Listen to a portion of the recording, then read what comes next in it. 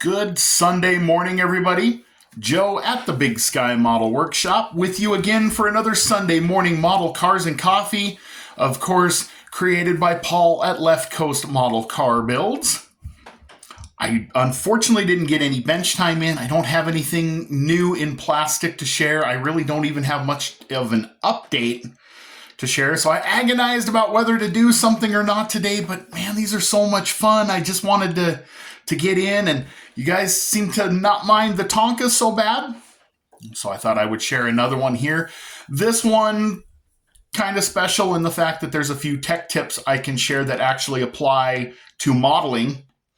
And I will try to find a great picture of this in the thumbnail because this was a junker when I started. This thing was rough when I started. So every year there for about 3-4 years, I would restore a Tonka or pressed steel truck of different types for each of my kids for Christmas. Got their normal Christmas stuff, but they all got a Tonka. And this one still sees regular use. This one belongs to my youngest son, Gus, who is 6. I think I did this one 2 years ago. So this is a 1972 Tonka. A little history lesson for you guys. In 1968, Tonka changed to this Dodge cab body style that they ran through with different grille variations into the 80s. The 1972 version is the first one of the XR 101 plastic tire and wheel, one-piece tire and wheel combo. And they would do these in yellow or in chrome, in white. Before that, you would have a tire, plastic or rubber tire with a sidewall insert and a hubcap, which were really cool, but also very easy to come apart. You could pluck those things apart quite regularly. So everything here is restored with original parts. I don't have anything except the decals are a restoration piece or a reproduction piece. Everything is original.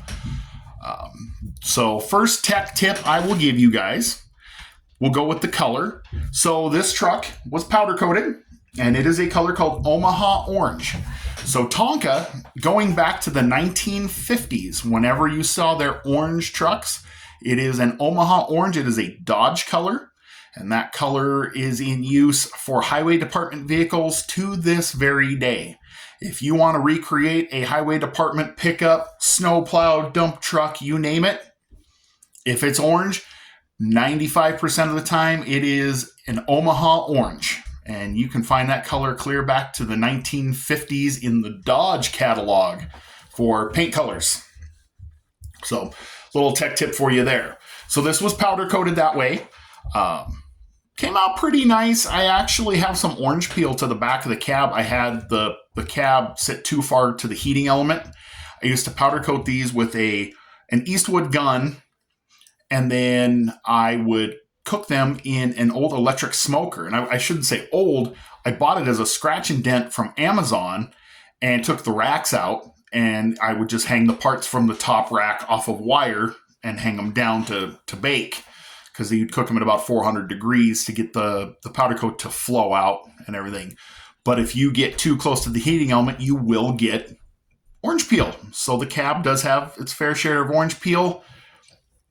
It will wet sand, but it does not wet sand easily because it's plastic. It's like a powder coat is, in fact, like a plastic coating. You can wet sand it, you can polish it, but it takes a while. I was on a time crunch trying to get these things done in time for Christmas. My garage in December was at best, with the heater blowing in there, 45 to 50 degrees. And so it's more of a, just let me get the heck out of here. He didn't seem to mind. He still uses this thing pretty regularly. I can tell you the bed is dented in about 4 spots, but the powder coat is holding up just fine. Tires and wheels. The wheels were in pretty rough shape. Here's your next little tech tip I can pass on. Want to restore some old white plastic. Let's say you've got a kit with some white wall inserts that have yellowed, or even a kit and the interior or the windshields have yellowed. This one didn't. I polished it. I didn't actually do that. You can take a tip from the guys who restore old video game and computer consoles. And what they do, it's called retrobrighting. And you use a combination of hydrogen peroxide and OxyClean, or you can go to the beauty supply store and you buy Cream Developer, which is essentially a cream version of a stronger hydrogen peroxide. I use number 40. You coat the parts in that in a Ziploc bag and you put them out in the sun or underneath a UV light for a good 8, 10, 12 hours, depending on the time of year. It was wintertime, I basically put these on a UV light overnight, and they will come back to brand new, like white plastic. It will clear yellowed plastic fairly well. So if you've got a kit that somehow maybe the windows have sat out in the sun or the body's molded in white and you wanted to keep it that way, that's a good way to bring them back to life. It doesn't damage anything. I'm actually curious to see if it would bring back something that was clear coated and yellowed. If you took that body and coated that and tried it. Maybe if somebody out there wants to try that and see what happens, that would be pretty cool. Tires. The white walls are not hand painted. I use the old trick where you spray paint onto a piece of flat cardstock and then just push the tires kind of like that. So if you have some white wall tires or raised white letter tires that have prominent lettering, give it a shot. Might be easier than just sitting there and trying to hand letter.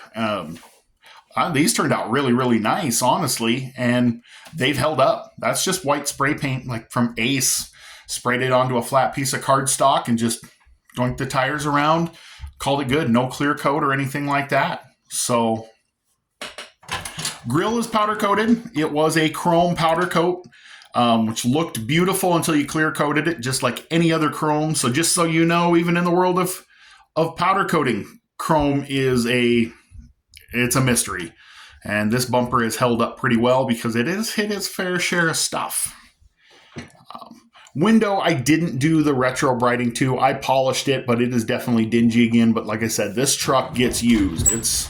It's got a scale 200,000 miles of service work in the old kids' playground area. So that's pretty much it.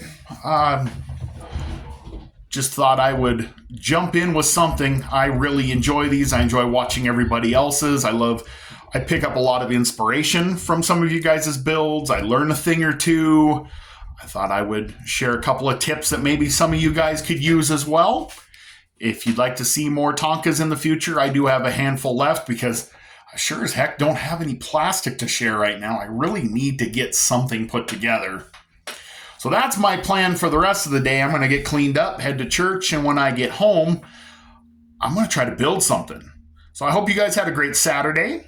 I hope your Sunday is off to an awesome start. Have a great weekend, and I'll catch you all on the next one.